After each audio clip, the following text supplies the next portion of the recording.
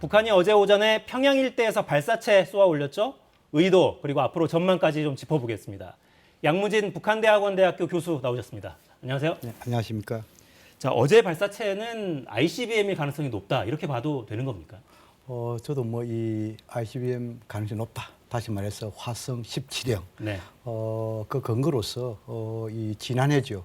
김정은 위원장이 직접 참관한 그 국방 전략 그 국가 발전 그 이 과학과 전람회 직접 그 참가해가지고 거기서 화성 17형을 봤죠. 네. 또 그리고 지난 2월 27일 그리고 3월 5일 날 두 차례 북한은 정찰 위성을 가장했지만 한미 정보 당국에서는 화성 17형이 가깝다 이렇게 했죠. 정보 당국이 이렇게 공개적으로 이야기했다는 것은 그만큼 그 정보에 대해서 자신감 있다 보여지고 그런 식으로 봤을 때 지난 15일 실패한 북한의 그 탄도미사일은 화성 17형 ICBM이다. 저는 그렇게 판단합니다. 전반적인 맥락으로 볼 때 ICBM 시험 발사의 가능성이 매우 높다. 근데 지금까지 군 당국에서 발표한 걸 보면 고도 한 20km 정도 올라가서 공중 폭발한 걸로 발표를 하고 있어요. 이 원인은 좀 더 파악을 해봐야 되는 거죠? 뭐 전문가들마다 조금 입장 차이는 있더라고요. 뭐 일부에서는 심지어 미국의 그 이 전파 방해 의해서 뭐 폭발했다. 뭐 이런 주장도 있습니다만도 네. 제가 보기에는 적어도 고도 20km 지점에서 폭발했다라고 한다면은 아마 그 발사 이후의 초기 단계가 아니겠느냐라는 측면에서 제가 보기에는 보통 이런 화성 17형 같은 ICBM은 일단 이 추진체 이것은 그 액체 엔진의 가능성이 높습니다. 네. 그런 것을 볼 때 아마 액체 엔진이 밖으로 누수하는 막 그런 현상에 의해 가지고 연료가 새 나오는. 그렇죠. 그래서 아마 엔진의 결합 그리고 액체 연료의 누수 막 그런 측면에서 폭발한 것이 아니겠냐 저는 그렇게 분석합니다. 네. 근데 발사 지점이 평양 순안공항 인근으로 지금 추정이 되고 있어서 20km 정도 올라가다가 초기 단계에 폭발했다면 잔해가 상당 부분 평양 주거지나 이런 부분으로 낙하했을 가능성도 있지 않겠습니까? 그런데 이제 이 고도가 그 이 20km 고각 발사했다. 이렇게 하면은 사거리가 그렇게 거의 없다고 봐야 되겠죠.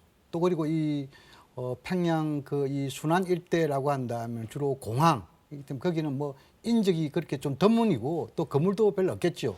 설령 그 순안 일대 발사 지점에서 폭발했다 하더라도 그러한 그 주변 환경 여건을 봤을 때 큰 피해는 없었을 것이다. 저는 그렇게 분석합니다.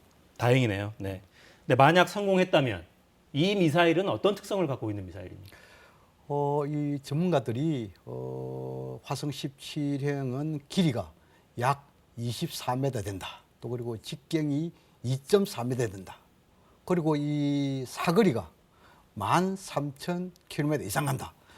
적어도 북한의 그 이 지점에서 볼 때 13,000km 이상이 된다라고 한다면은 미국의 동부까지 타격의 사정거리가 되겠죠. 거의 미국 전역을 사정권 안에 그렇죠. 두는. 네. 또 이 전 대륙을 사정거리에 둘 수 있다. 막 그런 식으로 봤을 때 전문가들이 이것은 괴물 미사일이다. 더 나아가서 우려스러운 것이 이것이 그냥 그 이 탄도에 하나의 핵무기만 장착하는 것이 아니고 좀 소형화된 핵무기 한 3개 정도 장착할 수 있다. 이것을 우리가 보통 다탄도 이렇게 볼 수 있겠죠. 네. 막 그런 측면으로 봤을 때 엄청난 위력을 가진 ICBM이다. 이렇게 저는 판단합니다. 탄두를 2-3개를 만약에 장착을 한다면 종말 단계에서 그 탄두들이 각자 다른 지역을 타격할 수도 있는 겁니까? 뭐 이 유도 장치라든지 다 그럴 수 있겠죠. 그런데 보통 이 ICBM의 그 이 성공 이 나름대로 평가를 하려면은 한 3가지의 기준점이 있습니다. 첫 번째로는 사거리겠죠. 적어도 10,000km에서 15,000km 정도 이 정도 나야 되고 두 번째로는 대기권 밖에서 다시 재진입하는 이것이 상당히 고도의 아주 기술을 요하는 부분입니다. 그다음 세 번째는 적어도 지상 한 10 내지 20km 지점에서 폭발하는 그런 건데 지금까지 북한이 뭐 화성 14, 15형 막 이런 거 봤을 때 사거리는 나름대로 기술적인 수준이 뛰어나다 볼 수 있지만 아직까지 대기권 재진입 또 그리고 이 지상에서의 폭발력 이러한 동영상을 보여주지 않았기 때문에 앞으로 이런 데에서 좀 더 관심 있게 봐야 할 대목이다 이런 생각이 듭니다.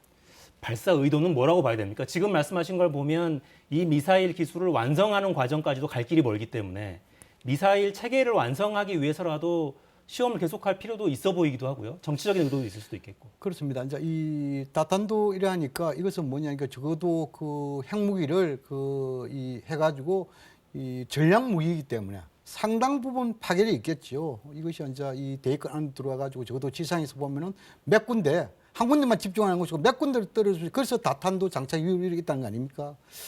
더 나아가서 이 적어도 이런 ICBM 화성이 발사했다. 이것은 뭐 다목적의 의도가 있겠죠. 내부적으로는 뭐 김정은 위원장이 빈말을 하지 않는다.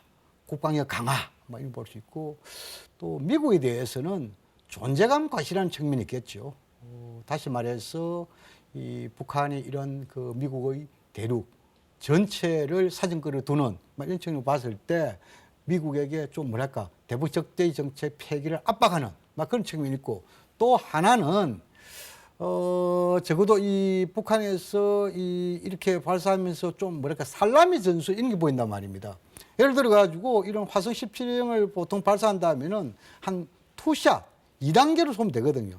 첫 번째는 대규모의 엔진 시험을 하고 엔진 사출 시험 같은 예, 거. 그렇죠. 두 번째 발사하면 되는데 지금까지 보면은 김정은 위원장이 뭐 국가우주개발국 방문하고 서해 그 위성 발사장 또 가고 다 개건하라는 공유하죠. 지시도 하고요. 또 그리고 뭐 정살 위성이라고 가정해가지고 또 주자리 쏘고 이런 것을 보면 우리가 보통 이 전략 전술의 개념에서 살라미 전술이랍니다. 그 살라미 전술이라는 것은 이 미국에 보여주면서 북한이 화성 17형 완성품을 쏘기 전에 또 레드라인을 넘기 전에 미국이 제발 북한의 손을 잡아달라는 그런 간접적인 메시지가 담겨 있다 이렇게 분석을 합니다. 네.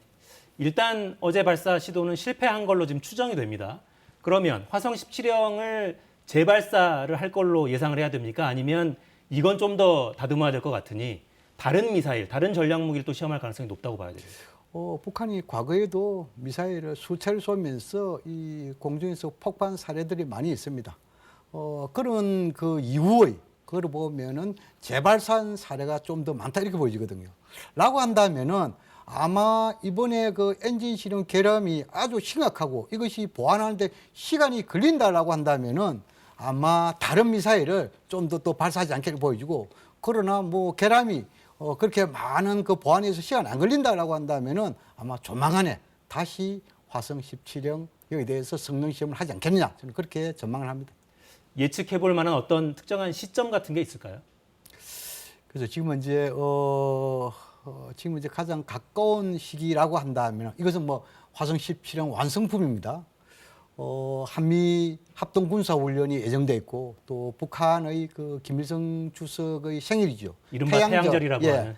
110주년이 되는 뭐 4월 15일 전후가 되지 않겠냐. 더구나 또 꺾기는 해네요. 그렇죠. 정주년이고 그리고 지금 이제 북한의 그 이 미림 비행장에서 대규모 열병식 준비를 하고 있단 말입니다.